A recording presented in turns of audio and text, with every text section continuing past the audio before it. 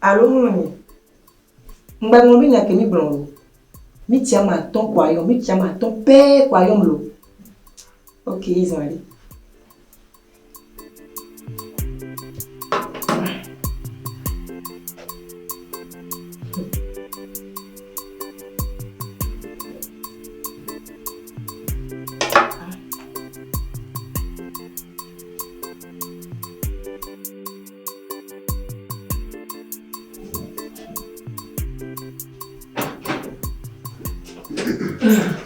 Ok, VOUS. Yo, je me llamo. Por gamete bolu. Gamete bolu. Oh, aku nolak ama. Ela, VOUS. Bol. Mahalo bol tay maga godunu. Vou como dizer. Wah. Ah, hoje bom. Bom, cada me dá que nem. Oh. Me dá que nem. Olha, acabou. Vamos ver. Eu vou me ajudar. Bora, já muito me dá que não. Me dá que nem. Chú, bà. Ông giàu rồi bà. Chở.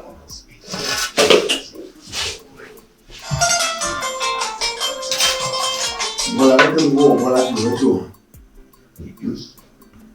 Allô? Allô, Nyedi. Oh, fún mi gbọ́ wa dé. Awo ngba bidiola esuade enu ti kona mkakade ngba fún egbe ari ni to ma o nwere no ma le tepe no Mama, adu. Kare dinila. Adu. Ma do jijwe no. Nko mo no po ari nyama we no ebi. Oh, Ngba fún ni wa. Au. Enyo. Awo chom lo nto. Okay, ezali ma bi fije.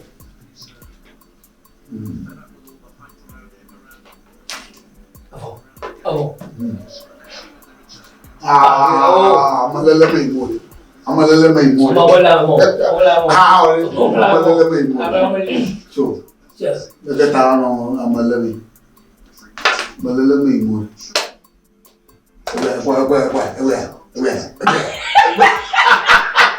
Apa ni?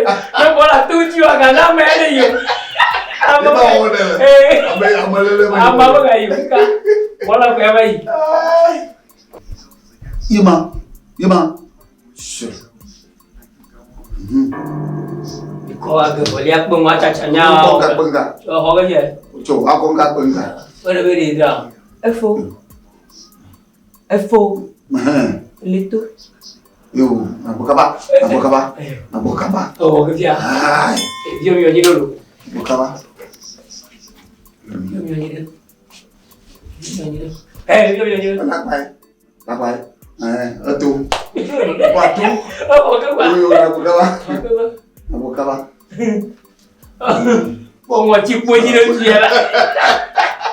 Kubiar ni mo. Bayar jo. Biar dia pokok baca dia. Po. Hai. Ada flu. Efo. Dagbele nyawa me. Nke gado. Ya. Nke jo. Pengen ambil itu sudah beli yang ya. Ai nak apa khabar? Ba klame, ba bana apa khabar lo. Ba fica aí.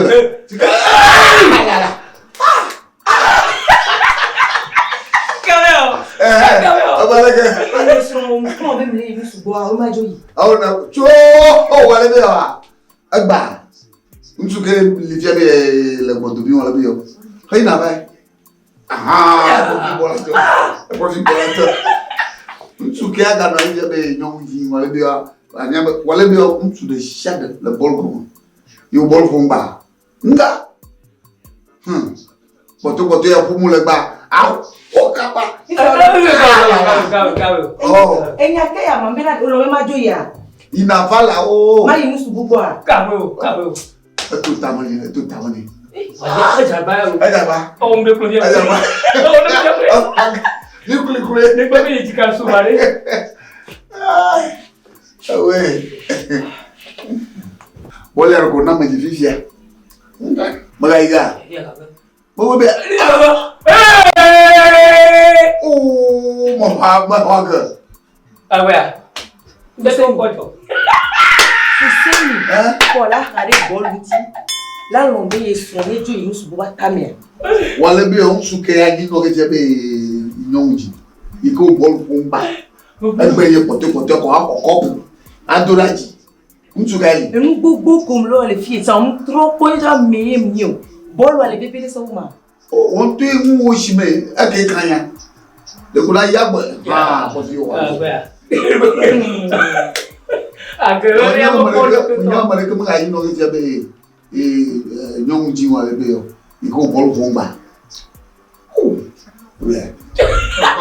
Agora eu vou pôr o canto. Você já viu a selo? Eu não vou que vou lá levar com um punha de pena gloria. Oh, apa não lá que vai nenhuma dele. Eu me ganha aquele fia. Não tem ele troco bolo. Bolo. Qua capla. Apolo que o puro bolo via. Nama kuntu de siera ole bea. Na bo kuno mama. Wa jure bo ole bea konyo bo ole bea bol tumo. Oh. Ya wa mi aso to de ba dem ya. Ura ya vai. Pam gbogbo keke lo bela na tropo bo ni ga ya so agogo ya le tun le ku me no chan. O mi na chan be mi lo. Bolu wa epo ile bebere no. Magata titre kumenya. Nyama po bol. Ce titre vient me trouve ici. Ante ko le blanc. Quoi? Kwa nga ke le tro le ku me no le ba le tro ba tropo ma. Oh, mle mena, oh, mle ngita me ame mio. Ya, enya ke ama. Ima. Oh. Ndi yajo. Jo wa me agba. Enfo. Me agba. Oh.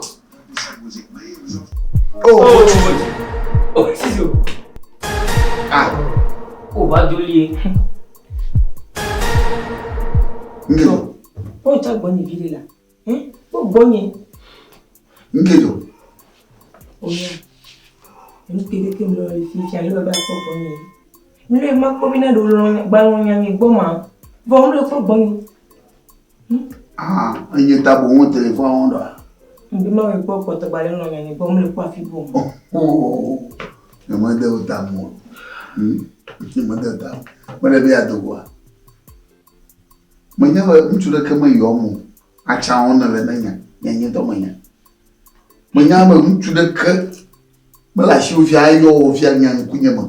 Na ha ofi ba fu. Lekele ko la pa. Acha ko mo le na. Nyamanya. Sia. Jo.